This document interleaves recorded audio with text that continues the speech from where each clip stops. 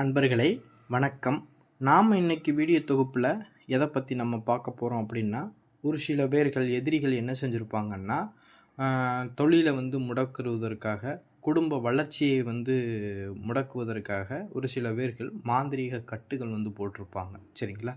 அந்த மாதிரி ஒரு சில மாந்திரீக கட்டுக்களை எல்லாம் சுக்குநூறாக உடைச்சி எறியக்கூடிய பஞ்சாட்சர சிவ மந்திரத்தை பற்றி தான் நம்ம இன்னைக்கு பார்க்க போகிறோம். வீடியோ பதிவுக்குள்ளே போகிறதுக்கு முன்னாடி நம்மளுடைய சிவரத்ன மகாகாளி அருள்வாக்கு பீடம் சேனலை சப்ஸ்கிரைப் பண்ணாதவங்க சப்ஸ்கிரைப் பண்ணிக்கிங்க. இது ரொம்பவும் கை மேலே பலன் தந்து நம்மளுக்கு கொடுக்கக்கூடிய அற்புதமான மந்திரம் அது. இது அனுபவத்தில் பலன் தரக்கூடிய மந்திரம். சரிங்களா? இன்றைக்கும் ஒரு சில விஷயங்களுக்கு நானும் இதை தான் நான் பயன்படுத்துகிறேன். சரிங்களா? ஏன்னா பஞ்சாட்சரம் அப்படிங்கனாவே அதுக்கு சக்திகள் தனித்துவமான சக்திகள் இருக்குது. சரிங்களா? அதாவது சகல கட்டுகளையுமே உடைச்சி ஒரு நொடி பொழுதில் உடைச்சி போகிறோம். இதுக்காக நம்ம பிரத்யேக மாந்திரீக பூஜைகள் செஞ்சு கட்டுகளை உடைக்க வேண்டிய அவசியம் கிடையாது. மாந்திரீக பூஜைகள்லேயுமே எளிமையான பூஜை முறைகளுமே இருக்குது. அதில் ஒரு முறை தான் இந்த முறை. சரிங்களா? ஏன்னா எளிமையான முறைகளை நம்ம பண்ணும்போது கொஞ்சம் நுணுக்கமாகவும் நல்ல மைண்ட்ரூட்டாகவும் நம்ம பண்ணும்போது அந்த கட்டு என்ன செஞ்சிடும், நொடி பொழுதில் உடஞ்சி போயிடும். இதுக்காக நம்ம ஏகப்பட்ட பொருட்கள் வாங்கி மாந்திரீக பூஜைகள் யாகம் வளர்த்து செஞ்சு கட்டு உடைக்கணுங்கிற அவசியம் கிடையாது. சரிங்களா? அதாவது இந்த மந்திரத்தை நம்ம பார்த்திங்கன்னா அமாவாசை இல்லைன்னா தேய்பிறை அஷ்டமி இல்லை அப்படின்னா செவ்வாய்க்கிழமை செவ்வாய் ஓரையில் இந்த மந்திரத்தை பிரயோகம் பண்ணலாம். இல்லைன்னா சனிக்கிழமை இரவு 10 மணிக்கு மேலே இந்த மந்திரத்தை நீங்கள் இருக்கக்கூடிய இடத்துல உங்கள் பூஜை ரூம்லேயே இந்த மந்திரத்தை நீங்கள் பிரயோகம் பண்ணலாம். சரிங்களா?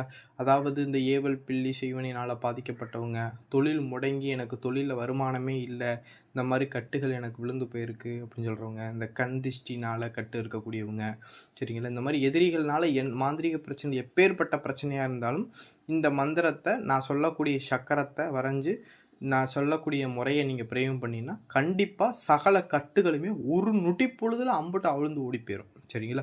இந்த கட்டு அவிழ்ந்துருச்சு அப்படின்னா உங்களுக்கு கனவுகளில் ஏதாவது தெய்வத்தை கனவுல காட்டிட்டு போயிடும். சரிங்களா? இந்த மந்திரத்தை பிரயோகம் பண்ணி கட்டு நீங்கள் உடைச்சிட்டிங்க அப்படின்னா, கட்டு உடஞ்சிருச்சு அப்படிங்கிறத நீங்கள் எப்படி தெரிஞ்சுக்கிறோம் அப்படின்னா, அடுத்த நாளே என்ன செஞ்சிடும்னா ஏதாவது ஒரு தெய்வங்களுடைய தரிசனத்தை கொண்டாந்து காட்டு போயிடும். சரிங்களா? இப்படி காட்டிருச்சுனாவே நம்மள்கிட்ட இருக்கக்கூடிய அந்த கட்டு என்ன செஞ்சிருச்சு, உடஞ்சிருச்சு அப்படிங்கிறது அர்த்தம். சரிங்களா? இதை எப்படின்னா எப்படி பயன்படுத்துறது அப்படின்னா, அமாவாசை இல்லைன்னா பௌர்ணமி நான் சொல்லக்கூடிய இந்த நாட்களில் ஏதாவது ஒரு நாளை தேர்ந்தெடுத்துக்குங்க. தேர்ந்தெடுத்து உங்கள் பூஜை ரூமில் சுத்தமான பசு நெய் ஊற்றி உங்கள் முன்னாடி தீபம் ஏற்றி வச்சுக்கோங்க. மண் விளக்கில் தீபம் ஏற்றி வச்சுக்கோங்க.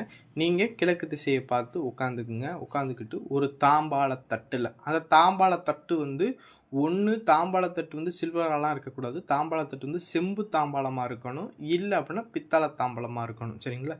இந்த 2 தாம்பாளத்தில் ஏதாவது ஒரு தாம்பாளத்தை எடுத்துக்கோங்க. அந்த தாம்பாளத்து ஃபுல்லாக என்ன செஞ்சுங்கன்னா சுத்தமான விபூதி, நாட்டு மாட்டுடைய விபூதி வாங்கிங்க. சுத்தமான விபூதியாக இருக்கணும். சரிங்களா? இந்த ரொம்ப கொஞ்சம் குவாலிட்டி கம்மியாக இருக்கும் அதெல்லாம் வாங்காதீங்க. சுத்தமான விபூதி, நாட்டு மாட்டு விபூதின்னு சொல்லி தமிழ் மருந்து கடையில் கேட்டிங்கன்னா தருவாங்க. சரிங்களா? அந்த நாட்டு மாட்டு பசு விபூதி வாங்கிக்கிங்க. விபூதியை என்ன செஞ்சீங்கன்னா தாம்பாளத்தட்டில் கொட்டிக்கிங்க. சரிங்களா? தாம்பாளத்தட்டு இல்லாதவங்க முறம் கேள்விப்பட்டிருக்கீங்களா? முறம் சொல்லுவாங்க. சரிங்களா? முறம்னா சொலகு மாதிரி இருக்கும் ஒரு சின்னதாக. சரிங்களா? அந்த மாதிரி முறம் ஒன்று வாங்கிக்கிங்க. ஏதாவது ஒரு விஷயம் எடுத்துக்கிட்டு அதில் விபூதியை கொட்டி வச்சுட்டு, நான் ஸ்க்ரீனில் கொடுத்துக்கூடிய இந்த பஞ்சாட்சர எந்திரத்தை அந்த விபூதியில் ஒரு பத்தி குச்சி இருக்குது பாருங்களேன், அந்த பத்தி குச்சியை வச்சு அந்த விபூதியில் இந்த சக்கரத்தை வரைஞ்சிருங்க. வரைஞ்சிட்டு அந்த சக்கரத்தை சுற்றி மல்லிகைப்பூ வச்சுருங்க, அரளிப்பூ இருந்துச்சுன்னா வச்சுங்க, ஏதாவது ஒரு பூ இருந்துச்சுன்னா வச்சுக்குங்க. வச்சுக்கிட்டு அந்த எந்திரத்துக்கு என்ன செய்கிறீங்கன்னா ஒரு தேங்காய், வாழைப்பழம், வெற்றிலை பாக்கு வச்சு பூஜை போட்டிருக்கேன். அந்த எந்திரத்தை மனமாற வணங்கிக்கிட்டு, அந்த எந்திரத்தில் பஞ்சாட்சரம்னாவே முதல்ல சிவபார்வதி, விநாயகர், முருகர் இவங்கெல்லாம் இருப்பதாக ஐதீகம். சரிங்களா? அதனால் இவங்களை எல்லாரையும் மனமாற வணங்கிக்கிட்டு உங்களுடைய குலதெய்வம், முன்னோர்கள் எல்லாத்தையும் மனமாற வணங்கிக்கிங்க. மனமாற வணங்கிக்கிட்டு நீங்கள் கண்ணை மூடி தியானத்தில் அமர்ந்து என்ன செய்றீங்கன்னா, நான் ஸ்க்ரீனில் கொடுக்கக்கூடிய மந்திரத்தை என்ன செய்கிறீங்கன்னா 10,008 உரு நல்லா கவனமாக கேட்டுங்க. நான் ஸ்க்ரீனில் கொடுக்கக்கூடிய மந்திரத்தை 10,008 உரு இந்த மந்திரத்தை கொடுக்கணும். இப்படி 10,008 உரு கொடுத்து முடித்த பிறகு அந்த விபூதியை எடுத்து ஒரு களையத்தில் கொட்டி வச்சுக்கிறணும். புரியுதுங்களா? விபூதியை எடுத்து அந்த களையத்துக்குள்ள நீங்கள் கொட்டி வச்சுக்கணும்.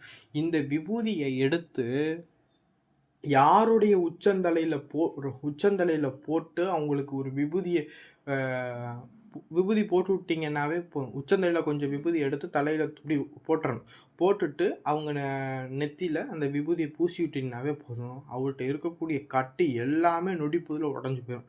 இதெல்லாம் அப்பப்போலாம் பண்ணிக்க ஒரு விஷயத்த பண்ணி சேமித்து வச்சுக்கிட்டோம்னாவே அந்த விபூதியை எடுத்து நம்மளுக்கு திருப்பி சில பேர் கட்டு போட்டுக்கிட்டே இருப்பாங்க. திருப்பி அந்த விபூதியை வச்சு நம்ம என்ன செஞ்சுக்கிற முடியும்னா கட்டு உடச்சிக்கிற முடியும். சில மாந்திரிகர்கள்லாம் இப்படி செஞ்சு வச்சுக்கிடுவாங்க. என்னென்னா மாந்திரிக விஷயங்கள் கோவில் வச்சுருக்கக்கூடியவங்க இந்த மாதிரி விஷயங்களில் இருக்கக்கூடியவங்கெல்லாம் என்ன செய்வாங்கன்னா எதிரிகள் ஈஸியாக உருவாக ஆரம்பிப்பாங்க. சரிங்களா? கட்டு போட்டுக்கிட்டே இருப்பாங்க. என்னென்னா தன்னுடைய வளர்ச்சி வரக்கூடாது அப்படிங்கிறதுக்காக கட்டு போட்டுக்கிட்டே இருப்பாங்க. அதனால் இந்த மாதிரி விபூதியை பிரயோகம் பண்ணி வச்சுக்கிட்டோம் அப்படின்னா இந்த விபூதியை நெத்தியில் போட்டு இது பண்ணிக்கலாம்.